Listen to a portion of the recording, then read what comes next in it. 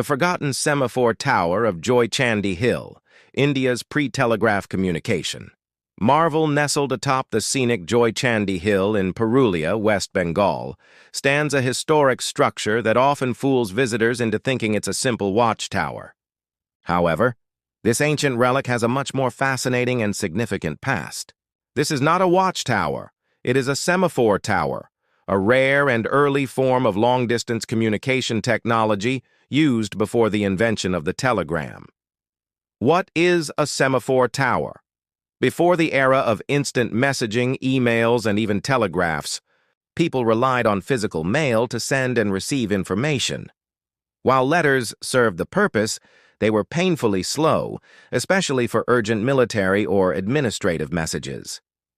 This delay often meant that by the time the message reached its destination, the urgency had already passed. To overcome this limitation, the Semaphore Signaling System was born in France around 1792. It was a brilliant yet simple idea. Use visual signals, seen through telescopes from one tower to another, to transmit messages rapidly over long distances. When and why was the Joychandi Semaphore Tower built? Sometime between 1816 and 1830, during the British colonial period, the East India Company brought this French invention to India. They recognized the need for a fast and reliable messaging system to maintain their vast and growing empire. The company constructed a chain of semaphore towers across important communication routes, especially between Fort William in Calcutta, now Kolkata, and Chunar Fort near Varanasi, then Benares. The Joychandi Semaphore Tower was one of the intermediate signal stations along this crucial route. How did semaphore signaling work? Imagine a network of towers placed 8 to 10 miles apart, each within the line of sight of the next. Let's break it down using a simple analogy. Tower A in Kolkata sends a visual signal. The person at Tower B, let's say in Howrah, sees the signal through a telescope, decodes it, and replicates the same signal. Tower C, maybe in Arambag, picks up the signal from B and sends it to Tower D, and so on. The signal hops from one tower to the next, A to Z, until it reaches the final destination, for example, Chunar Fort. This system allowed messages to travel hundreds of kilometers in a matter of minutes, provided the weather was clear and visibility was good. The signals were generally made using large mechanical arms or paddles placed atop the towers. These arms could be rotated into different positions to represent different letters, numbers, or codes. Each combination conveyed a specific word or command, and trained operators would decode and forward the messages swiftly. The strategic importance of the Joychandi Tower. The Joychandi Hill Tower wasn't just a passive part of the landscape. It was a key link in the East India Company's strategic communication chain. Its elevation gave it a commanding view, allowing operators to clearly see signals from neighboring towers in Bishnupur and Arambagh. This tower played a crucial role in sending military orders, trade updates, and governance-related messages along the route from Kolkata to Varanasi. For the British, such a system was a game-changer in maintaining control over distant territories without delays in communication.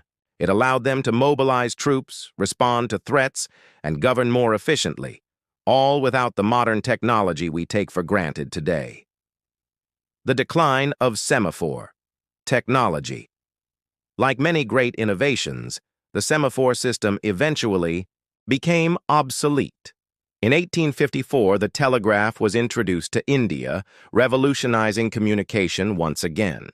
Unlike the semaphore system, the telegraph didn't rely on clear skies or line of sight, and it could transmit messages over wires at lightning speed.